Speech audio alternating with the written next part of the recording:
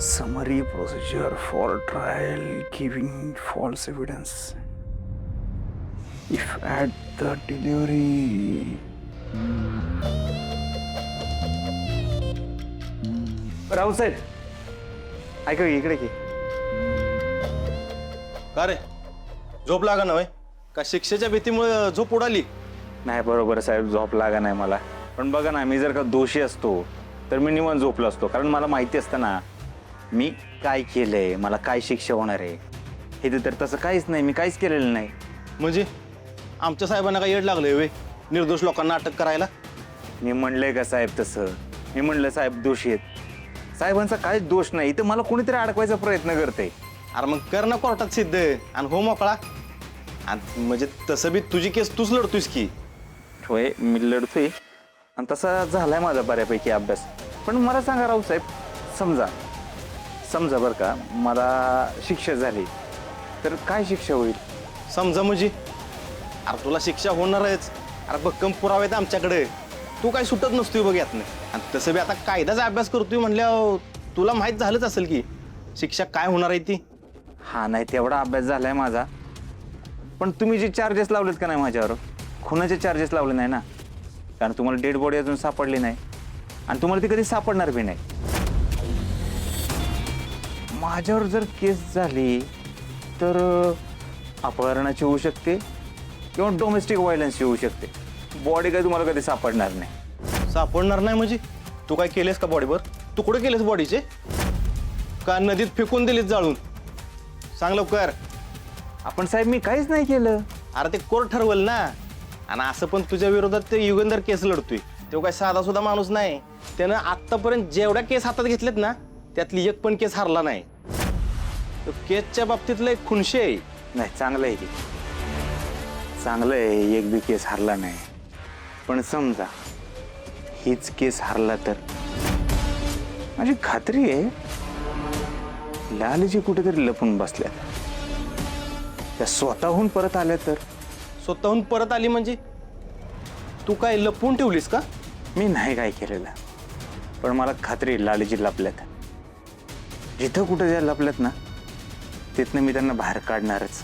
अरे बाहेर काढाय ती काय बिळात लपली वे. तू लय जागरण करू नको. त्याचं कसं आहे, तुझ्या आता डोक्या व्हायला लागलाय परिणाम. तू जाऊन झोप. म्हणे बाईला बाहेर काढायचे. अरे मेलेली बाई कधी परत येईल का?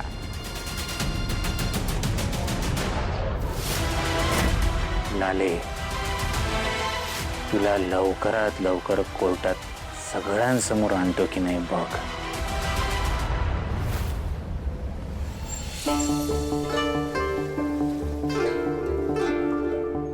जामकर साहेब इकडं? शानी कशाला इकडं आल्यात? तुझ्याकडे आलोय. हा आलोय तुझ्याकडे. याला अटक करा. माधुरीला गायब करण्यामध्ये याचा हात आहे. याला अटक करा. गंमत केली मी. अशी गंमत करत असतो मी अधून मधून. बोला साहेब. कुठला चहा देऊ? घंटा स्पेशल, लकी स्पेशल, घंटा घंटा? एकदम फालतू असतो तुझा चहा. मला नको. तुम्हाला रे बरं दे दोन. लगेच देतो. लकी, इथून सहज जरी बघितलं तरी दुकानात काय चाललंय हे सगळं दिसतं. म्हणजे अगदी दुर्लक्ष केलं, नाही बाबा मला बघायचंच नाही असं जरी केलं तरी लक्ष जातच आतमध्ये. कधी कुणाला लालीला आज जाताना बाहेर येताना पाहिलं कधी? नाही साहेब, म्हणजे आतापर्यंत असं संशयास्पद नाही काय. असं कसं? म्हणजे लाली दुकानात गेली परत जाताना दिसती नाही? नाही साहेब, असं काय नाही. त्यामुळे लाली येता जाता काहीतरी बोलली असेल ना. काय बोलली काल? हा आता लाली वहिनी बोलायच्या माझ्या बरोबर, पण असं विशेष काय नाही. नेहमीप्रमाणे कसं आहे काय आहे एवढंच. तेव्हा बोलायचं का? कोण त्यो? त्यो गोपाळ. गोपाळचं काय तवा रोजच्या सारखं. खरं तर गोपाळ मला एकच सांगायचा, दुकानावर लक्ष ठेव, दुकानावर लक्ष ठेव. आणि मग 4-4 तास स्वतःच गायब व्हायचा आणि यायचा 4 तासानं माघारी. दुसरं नाही काय. मग येताना काही छोट्या पिशव्या मोठ्या पिशव्या काही घेऊन यायचं? हा पिशव्या असायच्या ना, पिशव्या घेऊन जायच्या, पण येताना त्याच पिशव्या माघारी आणायच्या. येता जाताना कोणाला बघितलं नाही? चिठ्ठ्या कोणी ठेवल्या? नाही, तसं काय कोण दिसलं नाही आजपर्यंत. आणि साहेब, मला वाटतं तुमचं बरोबर आहे, म्हणजे तुमचा अंदाज अगदीच चुकीचा नाही. गोपाळच खरा गुन्हेगार असणार आहे. म्हणजे गोपाळनं वहिनीला किती त्रास दिलाय, किती छळ केलाय त्यांचा मला माहिती आहे ना. म्हणजे वहिनी येता जाता बोलायच्या हो की गोपाळ कसा त्यांना जाच करतो, कसा त्यांना काल लाली भेटली, काय बोलली? नाही,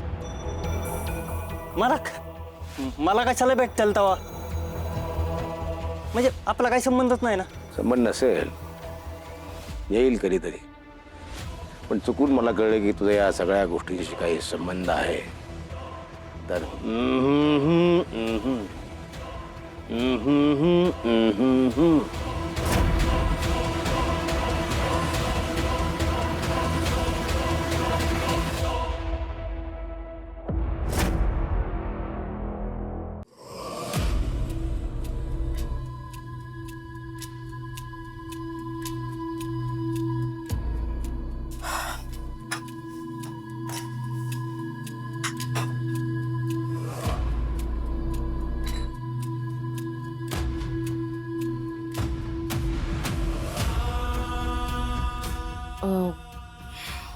काय करायचं ठरवलंस तू? मला गोपाळच्या घरी जावं लागेल. मला सांग, गोपाळच्या घरी त्याच्यावर प्रेम करणारे किती जण आहेत? हे बघ, त्यांना या सगळ्यात खेचू नकोस. त्यांना याच्याबद्दल काहीच कल्पना नाहीये. तो कसा आहे याची साधी कल्पना पण नाहीये त्यांना. ते जर चुकून अडकले ना, केस भलतीकडे जायची. लाली, मी त्यांना अडकवणार नाहीये. मला फक्त गोपाळबद्दलचं मत जाणून घ्यायचंय. नको काळजी करूस. ठीक आहे, जे काय करशील ते सांभाळून कर. तुला या आधी पण सांगितलंय, माझा नवरा लय हुशार आहे. त्याला जर कळलं तू त्याच्या विरोधात त्याच्या घरच्यांचीच मदत घेतोयस ना, तर तो काहीतरी वेगळा डाव टाकल. लाली, माझ्या अनुभवापुढे त्याची हुशारी टिकाव धरू शकणार नाही. मी जरा बाहेर चालले. बाहेर कुठे? काम.